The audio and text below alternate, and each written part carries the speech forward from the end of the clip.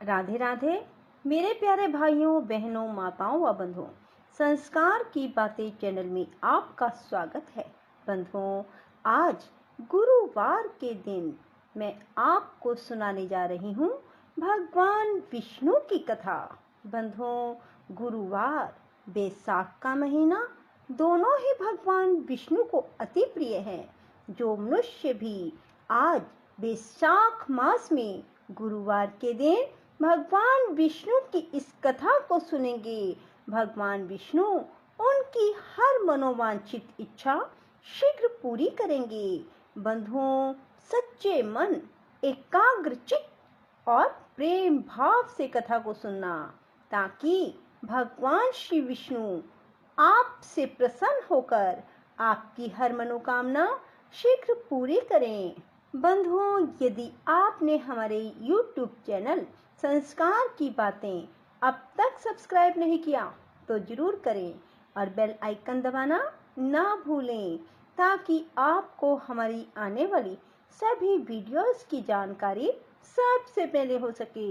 बंधुओं, वीडियो को पूरी सुनने के बाद कमेंट बॉक्स में जय विष्णु भगवान लिखना ना भूलें।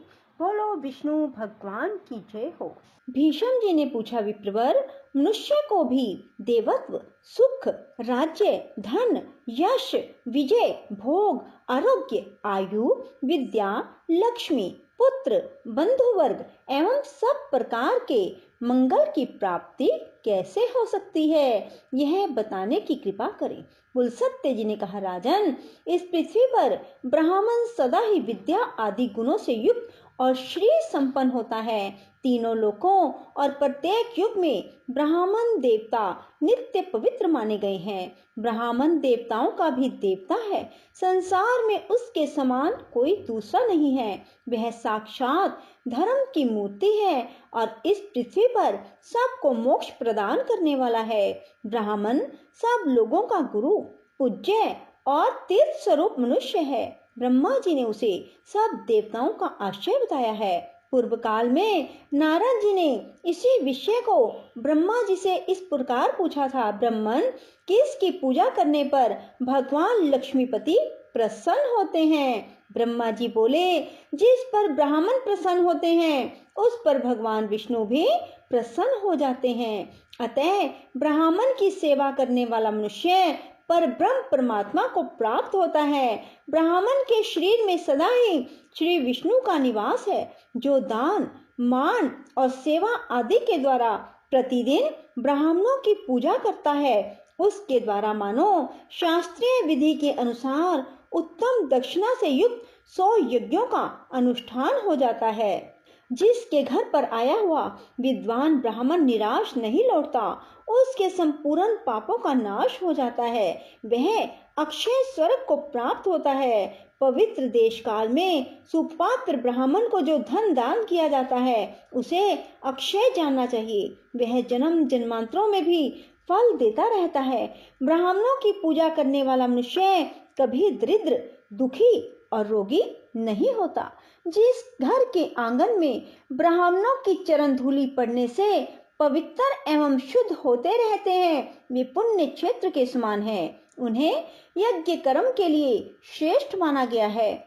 पूर्व काल में ब्रह्मा जी के मुख से पहले ब्राह्मण का प्रादुर्भाव हुआ, फिर उसी मुख से जगत की सृष्टि और पालन के हेतुभूत वेद प्रकट हुए।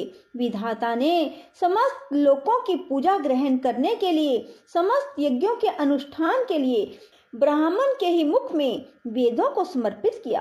पितृयज्ञ, विवाह, अग्निहोत्र, शांति कर्म, सब प्रकार के मांगलिक कार्यों में ब्राह्मण सदा उत्तम माने गए हैं। ब्राह्मण के ही मुख से देवता हव्य का और पितर कव्य का उपभोग करते हैं। ब्राह्मण के बिना दान, होम और बलि सब निष्फल होते हैं। जहाँ ब्राह्मणों को भोजन नहीं दिया जाता, वहाँ असुर, प्रेत, दैत्य और राक्षस भोजन करते हैं। दान, होम आदि में ब्राह्मण को बुलाकर उन्हीं से सब कर्म कराना चाहिए। उत्तम देश काल में उत्तम पात्र को दिया हुआ दान लाख गुना अधिक फलदायक होता है। ब्राह्मण को देखकर श्रद्धा पूर्वक उसको प्रणाम करना चाहिए। उसके आशीर्वाद से मनुष्य की आयु बढ़ती है, वह चिरंजीवी होता है। ब्राह्मण को देखकर उसे प्रणाम न करने से, ब्राह्मण के साथ द्वेष रखने से, उसके प्रति अश्रद्धा करने से मनुष्यों की आयु क्षीण हो जाती है। उनके धन ऐश्वर्य का नाश होता है, परलोक में उनकी दुर्गति होती है। ब्राह्मण का पूजन करने से आयु, यश, विद्या और धन की वृद्धि होती है तथा मनुष्य श्रेष्ठ दशा को प्राप्त होता है। इसमें तनिक भी संदेह नहीं है। जिन घरों में ब्राह्मण के चरणोदक से कीच नहीं होती, जहाँ वेद और शास्त्रों की ध्वनि नहीं सुनाई देती, जो यज्ञ, तर्पण और ब्राह्मणों के आशीर्वाद से वंचित रहते हैं, वे शमशान के समान हैं। नारद जी ने पूछा, पिताजी, कौन ब्राह्मण अत्यंत पूजनीय है? ब्राह्मण और गुरु के लक्षण का यथावत वर्णन कीजिए। ब्रह्मा जी ने कहा, वत्स, श्रोत्रिय और सदाचारी ब्राह्मण की नित्य पूजा करनी चाहिए। जो उत्तम व्रत का पालन करने वाला और पापों से मुक्त है, वह मनुष्य तीर्थ स्वरूप है। उत्तम श्रोत्रिय कुल में उत्पन्न होकर भी जो वैदिक कर्मों का अनुष्ठान नहीं करता, वह पूजित नहीं होता। असत क्षेत्र मात्र कुल में जन्म लेकर भी जो वेद अनुकूल कर्म करता है, वह पूजा के योग्य है। जैसे महर्षि वेद व्यास और ऋष्यसिंह, विश्वामित्र यद्यपि क्षत्रिय कुल में उत्पन्न है, तथापि अपने सत्कर्मों के कारण वे समान हैं। इसलिए बेटा, तुम पृथ्वी के तीर्थ स्वरूप क्षत्रिय और ब्राह्मण के लक्षणों को सुनो। इनके सुनने से सब पापों का नाश होता है। ब्राह्मण के बालक को जन्म से ब्राह्मण समझना चाहिए। संस्कारों से उसकी द्विज संज्ञा होती है।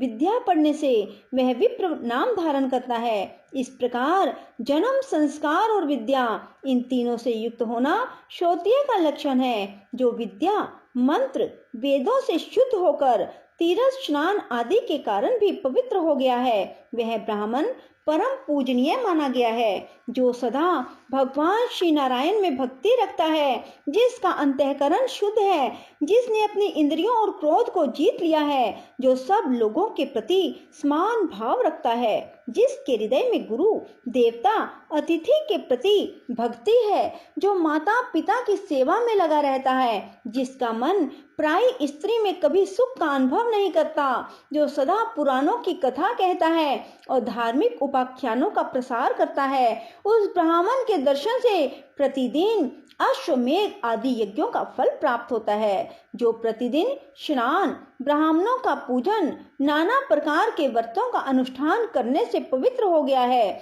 जो गंगा जी के जल का सेवन करता है, उसके साथ वार्तालाप करने से ही उत्तम गति की प्राप्ति होती है। जो शत्रु और मित्र दोनों के प्रति दया भाव रखता है, सब लोगों के साथ समता का बर्ताव करता है, दूसरे का धन जंगल में पड़ा हुआ तिनका भी नहीं चुराता, काम और क्रोध आदि दोषों से मुक्त है, जो इंद्रियों के वश में नहीं होता, यजुर्वेद में वर्णित चतुर्वेदमयी शुद्ध 24 अक्षरों से युक्त त्रिपदा गायत्री का प्रतिदिन जप करता है, उसके भेदों को जानता है, वह ब्रह्म पद को प्राप्त होता है। पिताजी, गायत्री का क्या लक्षण है? उसके प्रत्येक अक्षर में कौन सा गुण है? उसकी कुक्षी, चरण, गोत्र का क्या निर्णय है? इस बात को स्पष्ट रूप से बताइए।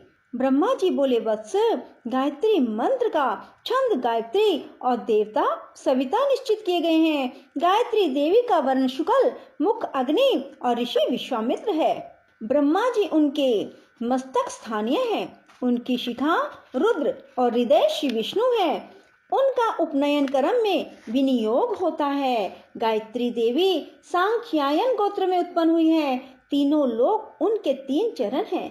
पृथ्वी उनके उदर में स्थित है। पैर से लेकर मस्तक तक शरीर के 24 स्थानों में गायत्री के 24 अक्षरों का न्यास करके द्विज ब्रह्मलोक को प्राप्त होता है। प्रत्येक अक्षर के देवता का ज्ञान प्राप्त करने से विष्णु का सायुज्य मिलता है। अब मैं गायत्री का दूसरा निश्चित लक्षण बताता हूँ। वह 18 अक्षरों का यजुर मंत्र है। अग्नि शब्द से उसका आरंभ होता है, स्वाहा से हकार पर उसकी समाप्ति। जल में खड़ा होकर इस मंत्र का 100 बार जप करना चाहिए। इससे करोड़ों पातक और उपपातक नष्ट हो जाते हैं। जप करने वाला पुरुष ब्रह्म हत्या आदि पापों से मुक्त होकर मेरे लोक को प्राप्त होता है। बोलो विष्णु भगवान की जय हो। राधे राधे, जय श्री कृष्णा। बंधुओं, यदि आपको हमारी वीडियो पसंद आए तो इसे लाइक करें और शेयर भी जरूर करें। धन्यवाद।